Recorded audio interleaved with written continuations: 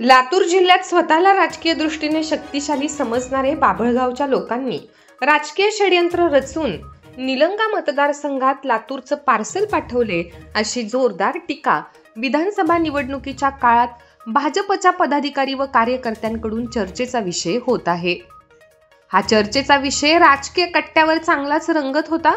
लातूर जिल्ह्यातील 6 मतदारसंघात महायुतीला जनतेने कौल दिल्याने भावी मुख्यमंत्रीचं स्वप्न बघणारे लातूर शहराचे काँग्रेसचे उमेदवार अमित देशमुख व ग्रामीण लातूरचे उमेदवार धीरज देशमुख या दोन्ही देशमुख बंधूंचा लाडक्या बहिणींनी पराभव केल्याची चर्चा आता जिल्ह्याभरात रंगत आहे। संपूर्ण महाराष्ट्रात विधानसभा निवडणुकीचा निकाल पाहता जनतेचा कौल त्यातली त्यात लाडक्या बहिणींचा कौल हे महायुती सरकारच्या बाजूने असल्याने स्पष्ट बहुमत मिळालं। लातूर जिल्ह्यात निलंगा मतदारसंघात देशमुख विरुद्ध निलंगेकर अशी निवडणूक पाहायला मिळाली। अभय साळुंके हे बाभळगावचे पाठवलेले पार्सल अशी राजकीय चर्चा सुरू झाली आहे आणि निकाल लागल्यानंतर जे देशमुख निलंगेकर यांच्यासाठी राजकीय पराभव करण्यासाठी खड्डा खणला होता त्याच राजकीय पराभव लातूरच्या जनतेने करून त्यांना खड्ड्यात घातले। त्यामुळे अति तिथं माती होत असते हे बाभळगावच्या लोकांना या निकालावरून समजलं असेल।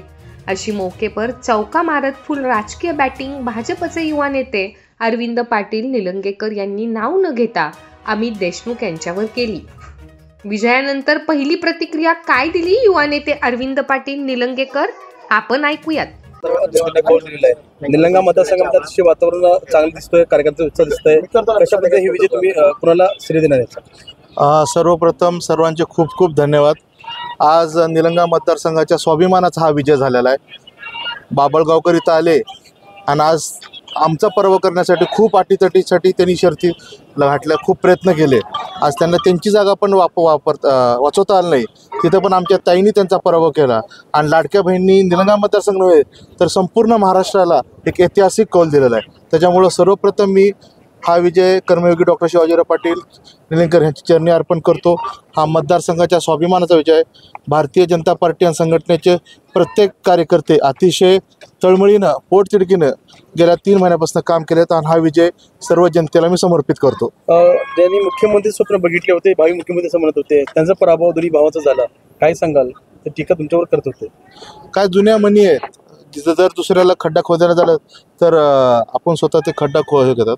त्याच्यामुळं अति तिथं माती होतच राहते आणि निश्चित आज काय जास्त न बोलता निश्चित हा विजय संघटनेचा आहे आणि या संघटनेच्या ह्या विजयाला निश्चित आज भारतीय जनता पार्टीच्या ऐतिहासिक कौलला मी सर्व जनतेचे खूप खूप आभार व्यक्त करतो। ज्या पद्धतीने लाडकी बहिणी योजनेचा लाभ तुम्ही लाडक्या बहिणी दिला, त्या लाडकी बहिणी खंबीरपणे आपल्या पाठीमागे होतं, काय सांगा त्या लाडकी बहिणीच्या? सर्वप्रथम एक आनंद वाटतो, कारण मी जसंही मतदान केंद्राच्या बाहेर पडलो सर्वात प्रथम माझं स्वागत पण इथल्या निलंग्याच्या तालुक्यातल्या लाडक्या बहिणींनी केलं आहे। लाडक्या बहिणीचा महाराष्ट्रामध्ये हा विजयाचा सर्वात मोठा सिंहाचा वाटा आहे। भैयाजींनी लातूर पिल्लू म्हणले, त्याला काय सांगाल तुम्ही?